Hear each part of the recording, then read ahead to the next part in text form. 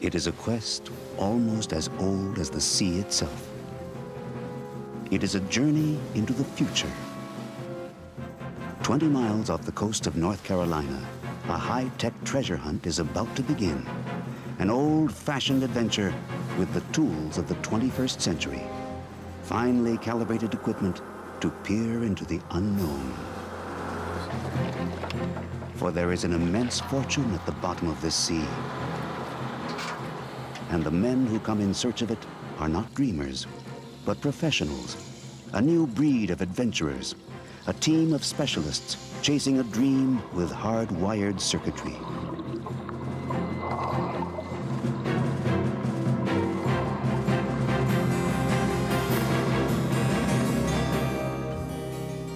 On the top floor of a luxury office complex in Memphis, Tennessee, are the headquarters of a man who has turned treasure hunting into a profession, Herbert Humphreys, Jr.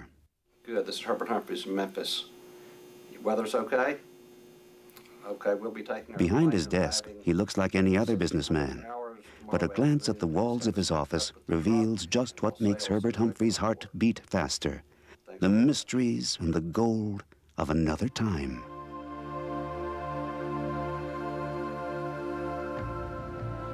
Well, I found my first gold coin when I was 10 years old on the beach in Nassau, Bahamas. And I guess I really got interested when my dad gave me Phil's Treasure Guide on my 16th birthday. And ever since then, I was absolutely hooked on it all through school, the Navy, military career, and business is all centered around the sea, water, diving, and history, and travel. So it's all tied in together. No one was more surprised than I was initially to actually find treasure. I had looked for it and dived on it, and worked on boats and had boats, and then one day in 1986 I dove down and the hole we were blowing with our mailboxes was literally covered with gold. At that time I decided to go into it as a serious business and a good investment opportunity. Now Humphreys is heading east. His latest mission, to find the North Carolina, an American steamship which sank off the Atlantic coast in 1840 with millions in gold on board. There are no remaining pictures of the North Carolina, yet this image of a sister vessel reveals why she was described as one of the most luxurious steamboats of her time.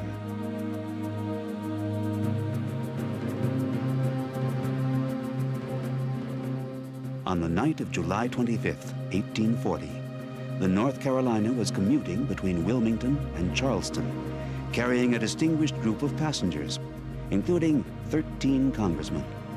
All had their entire annual salary in gold. A sister ship, the Governor Dudley, was sailing in the opposite direction. Suddenly, for no apparent reason, it steered straight into the North Carolina and sliced it in half. No one knows why. But the North Carolina sank, and with it, a fortune in gold. On the trail of that treasure, Humphreys is flying into Myrtle Beach to rejoin his team on the Carolina coast. Humphreys has a fleet of 10 ships dispatched on different missions around the world. But the center of this expedition will be the Beacon. As soon as Humphreys is on board, the Beacon sets off. Now, with equipment on board and the team assembled, the mission is finally underway. The search is on. Opening, we're about 10 minutes away. We're outbound over.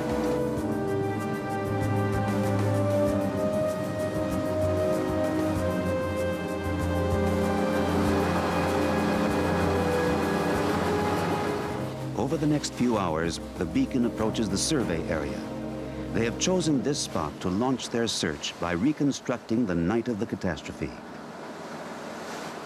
The North Carolina started from Wilmington in the afternoon of the 24th of July. She came down the river. Her sister ship, the Governor Dudley, was coming from Charleston, and they always passed during the evening.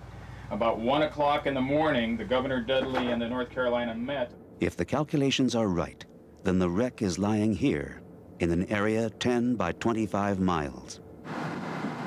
The team prepares the side sonar scanner, 110 pounds of sophisticated electronics. When assembled, it may look like a torpedo or a missile, but its purpose is to scan the sea floor.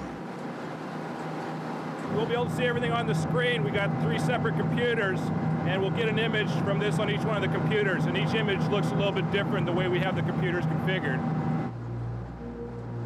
As night falls, the beacon moves into position. The computers are prepared, and the sonar is lowered carefully into the sea.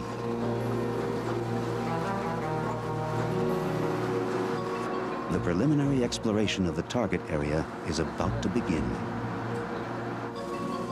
It's a tedious process of elimination over a region of 250 square miles. Even a few years ago, divers had to do this task themselves. But now they watch the scanner glide like a fish to the bottom. A fish packed full of technology, bringing back a vivid outline of the ocean bottom in 1,000-foot increments. The search area has been divided into a grid. The beacon will now sail up and down each line of the grid. Okay, hey, Rennie, we want to start the vessel through the electronic gate at the beginning of line 1. We missed it on that first pass, so we'd like to make a big loop and go around and come in through line 1 again at the beginning. Yeah. So go ahead and start heading for the beginning of line 1 there to our northeast. Yeah, I'm doing that now. When the scanner is properly aligned, not a single foot of seabed will be overlooked. All through the night and into the next morning, the beacon continues her course up and down the grid. There's a ripple of excitement on board. The sonar scanner has found something, the contours of a wreck. The side sonar scanner is drawn up from the depths.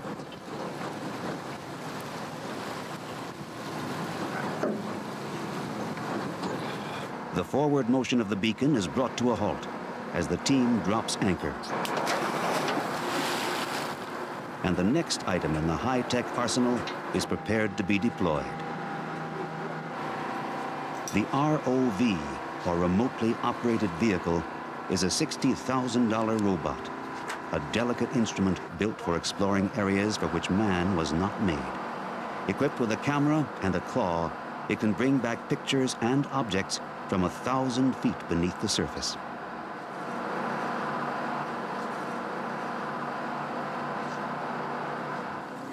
The technology has changed everything, except one thing. The basic mystery remains the same. As the ROV glides down to the depths, no one can guess what it will encounter.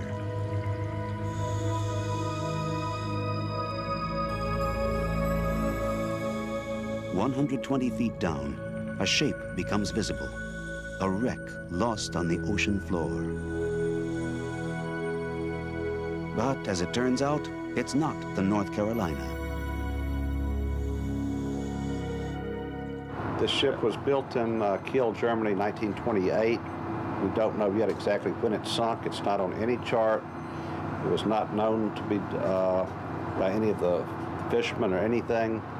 It was a total new discovery out here. We don't know what was on board right now. We know it has a cargo, as Dan said, that appears to be gypsum and other things we don't know yet. We still have to explore that and see. Maybe he can get the ROV inside right now. We can discover something new, get a sample of it.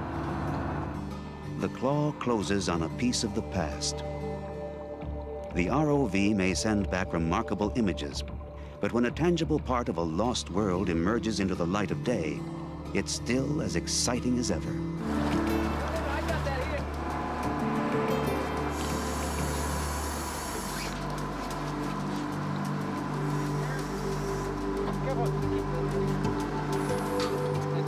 What is the claw holding? Porcelain? Ivory?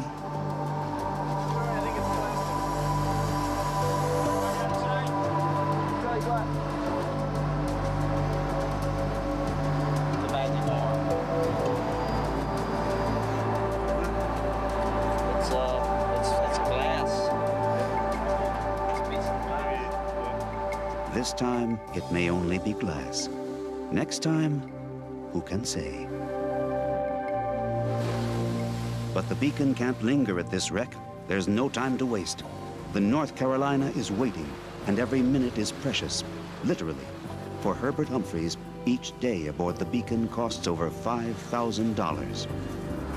After days of searching, fortune seems to smile on Herbert Humphreys. The monitors show the outline of a new wreck.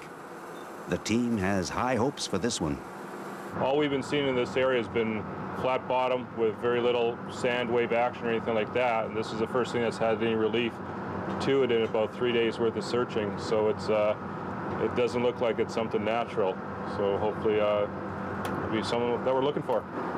But before the team can send the ROV down to establish the identity of the wreck, a new problem appears on the horizon.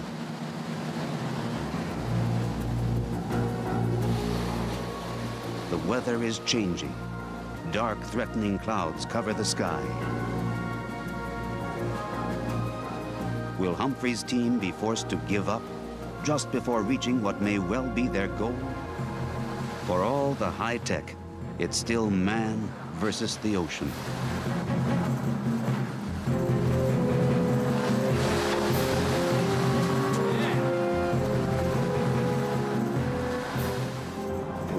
To bring the sonar fish in and head into calmer waters and come back out as soon as this bad weather passes. But life goes on. No treasure is worth risking lives. No shipwreck is worth wrecking a ship. The seas have turned too rough.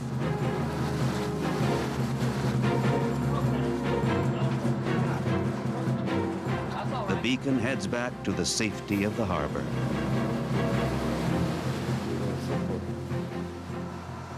When the weather clears, the Beacon heads out once more.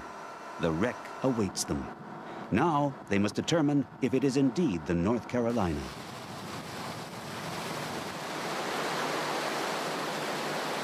The hunt begins again.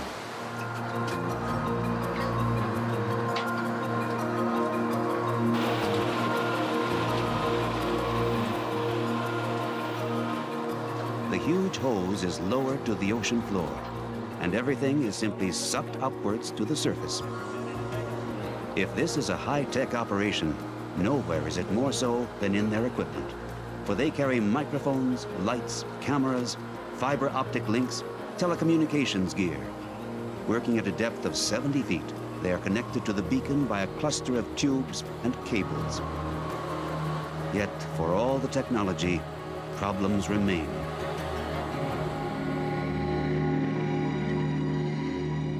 Conditions below are making it difficult to work on the wreck. The passing storm has churned up the ocean. In the murky depths, the divers are unable to see their way. They can only feel. The airlift indicates the way.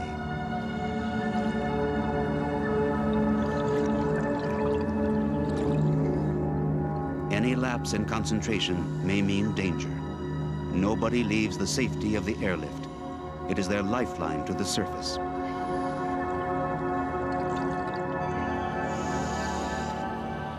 Faces appear and disappear, specter-like, swallowed in the darkness.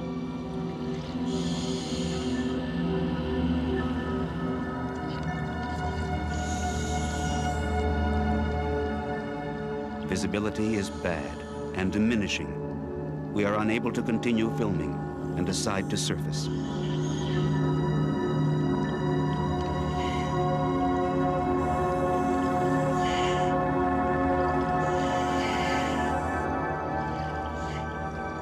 Above, the Beacon lies in bright sunlight, another world. But the mood on board is tense. One of the divers is missing. His diving time ran out, and he still hasn't resurfaced. The men are nervous. In these conditions, it could be fatal to be separated from the team. Divers are searching everywhere for their missing colleague. Did you find his weight belt? Found his weight belt? I don't know if it's his or not. The crew stares out at the sea. All they can do is wait and hope. And then,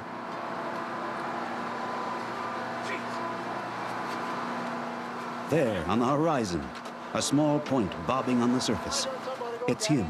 Yeah. You want to get something in there? He's in trouble, you know. Hold it! Hey, hold it! Hold it! Rusty! Hold it! We found him. The diver comes in tired and battered by the waves, but at least he's alive.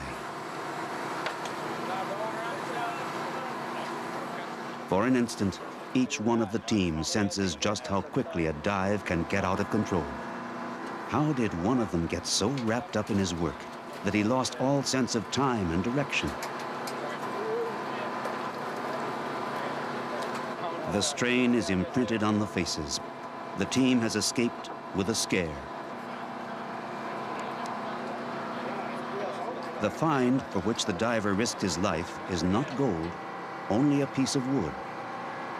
Anytime you work with start a new project, we have a lot of people who haven't been on our team before, and everybody is just working to try and get the kinks out of the operation, work together as a team. It'll take a few weeks to get everything working smoothly. Over the next days, the weather calms down, and so does the team. The divers are making good progress.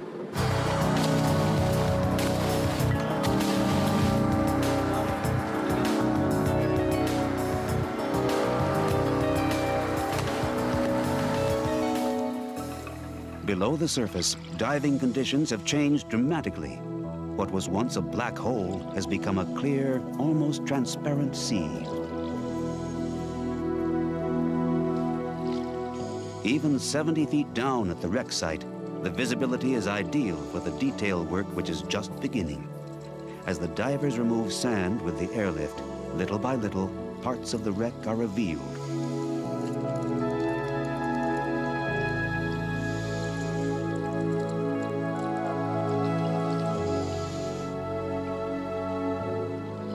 Each nail, each plank of wood is collected.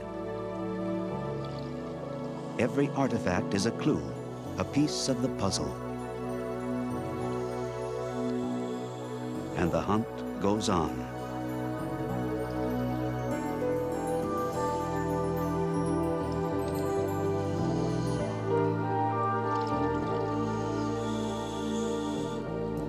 Only when the artifacts are assembled will the team know for sure if this is in fact the wreck of the ship they have been seeking, the North Carolina.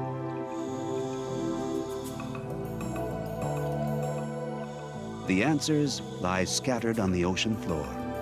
The area on which Humphrey's team is working is as big as a football field, and spread out across this terrain are fragments buried for more than a century.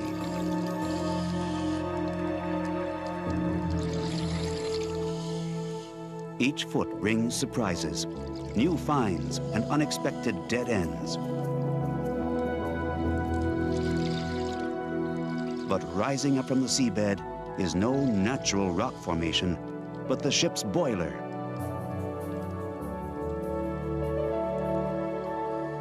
As the team investigates, the clues begin to emerge. The unique story of a shipwreck.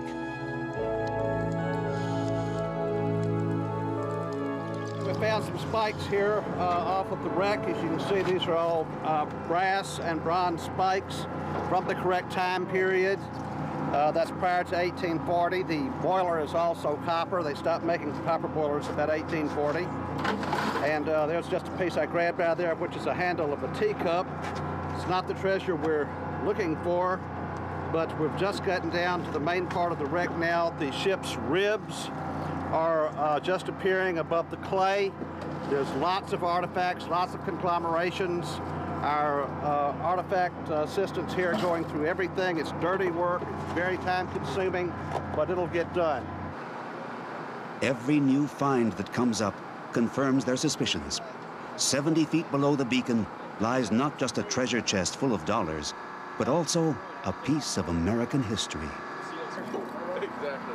Tell him it's an old piece of eight. It's not, it's probably not, but it could be. The wreck is the North Carolina. We have a few personal items like this little mustache comb, you see, which obviously was like a folding knife. There was a sheath to it, which has gone. It's plated silver on brass. This is the kind of things which shows us that we are on the right spot, where the passengers were, the cabins or the baggage room. Well, it's not a dream anymore. It's right down there. All we have to do is go down and get it. We're right over it. We know what we're on, so it's not a dream anymore. A lot of hard work to find it and salvage it and bring it up. Other than that, it's here. You had on board 13 congressmen who had come from a long session of Parliament of the Congress, I should say, in Washington, and they had just all been paid in gold.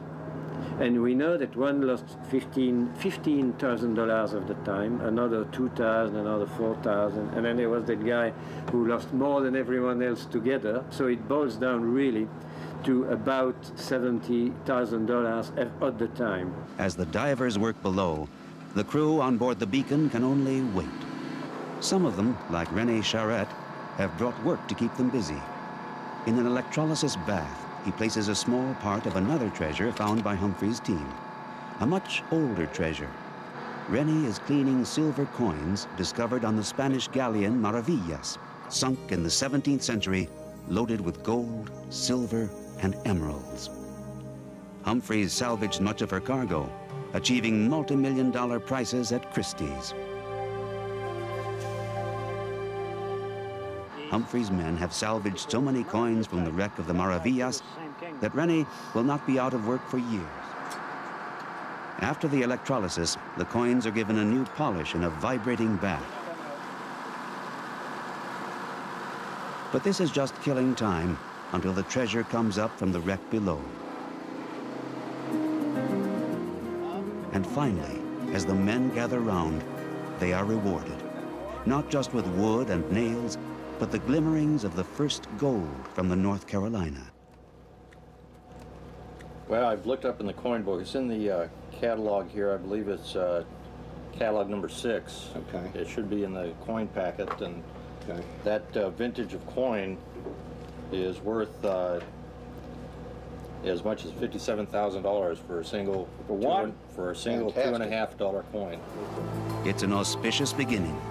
Now they have to test the market. What kind of prices will the first gold pieces bring? Humphreys and his aides have flown into Los Angeles to put 18 coins up for auction. After all, the ongoing search has to be financed. The bottom line question, will people buy?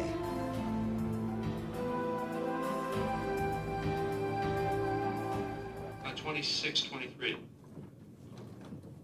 $700. 700 now, 7.25 now, 7.5. 7.5 now, 800 here, 8.5, 900, 9.5, 1,000. 1,050, 1,100, 11.5, 12, 12.5, 13, 13.5, 14, 1,400 now. Humphreys is on a roll. Coin collectors don't attend auctions out of curiosity. When they spot pieces in perfect condition, they're ready to buy. 18, 19 here, now 2,000, now 21. 21 here, now 22. This evening, Humphreys' 18 coins of differing value will bring in a solid total of $130,000. For the team, this night is more than a success. It's a guarantee the expedition can go on.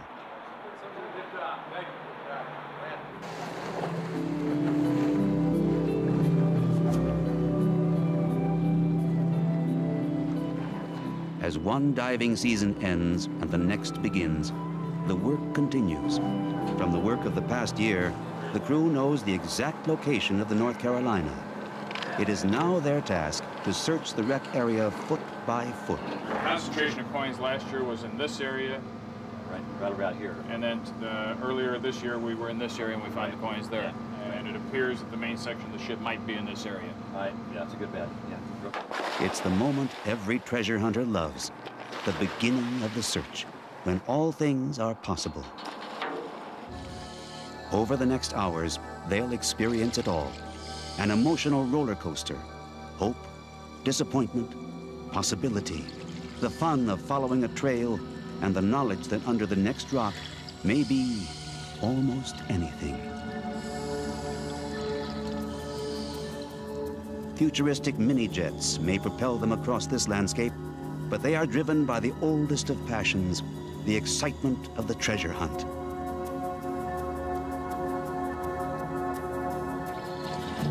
Everything focuses on the signal sent by the detector.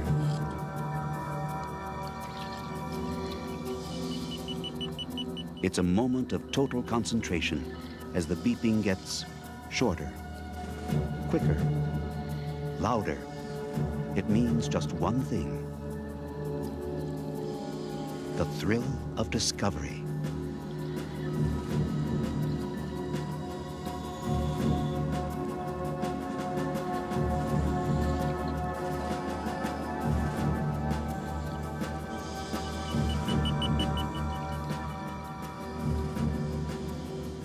Just beneath the sand, gold coins, a piece of the treasure.